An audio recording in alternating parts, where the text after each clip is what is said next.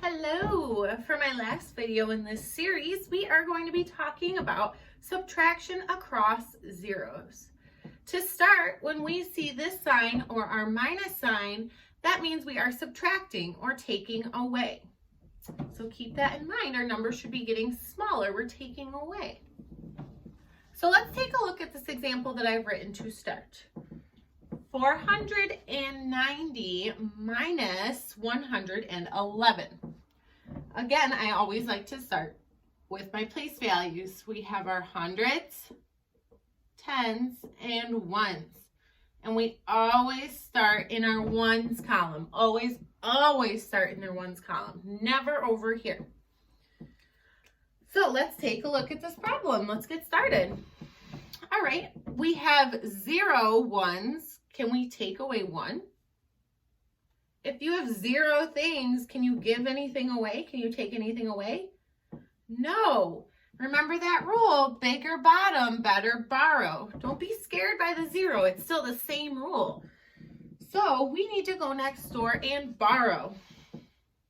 We're going to cross out the number that we're borrowing from, the 9, and make it 1 less. So it's going to be an 8 now. And then we're going to bring 1 over to make this a 10 now. Perfect. We're ready to subtract now. If I have 10 things, can I take away 1 now? Yes, you can. It leaves you with 9. Perfect. Then we have 8. That's our new number since we borrowed. Take away 1. I know that to be 7. And then 4, take away 1, is 3. So our final answer is 379. So even if there's a 0 there, remember your rules of subtraction. Bigger bottom, better borrow. You still go next door and take from your neighbor.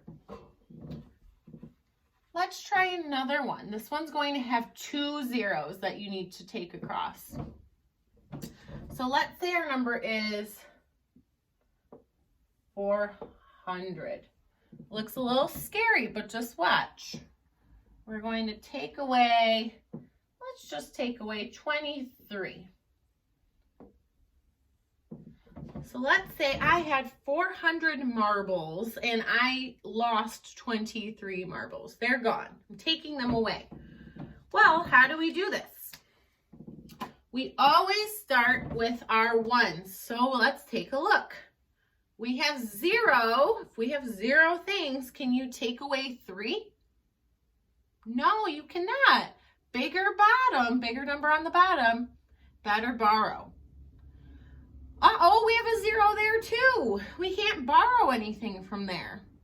All you do is you keep going. You go next door. So we're going to borrow from here. Whoop. Cross out your 4. That becomes a 3 because we took 1 away. Perfect. We're going to borrow and give that 1 to our tens. Okay, but now look. That didn't solve our problem. We're still in our 1 spot. We didn't bring anything over. We didn't borrow for our 1s yet. So what you need to do, now we have 10 tens though. Can we borrow from our neighbor now? Yeah, you can. So we cross out the 10 and that becomes a 9. And then we can have 10 ones.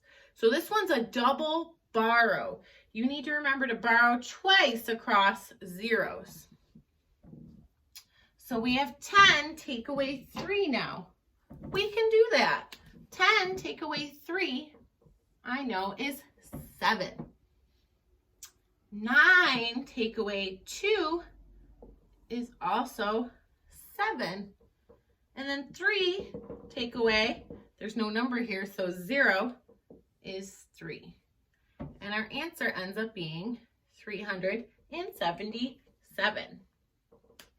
Perfect. Well, I hope that was helpful. Just remember, bigger bottom, you always have to borrow. So take from your neighbor. If you can't take from your neighbor, that means you need to borrow again. You go to the next number until you can finally borrow. I hope that was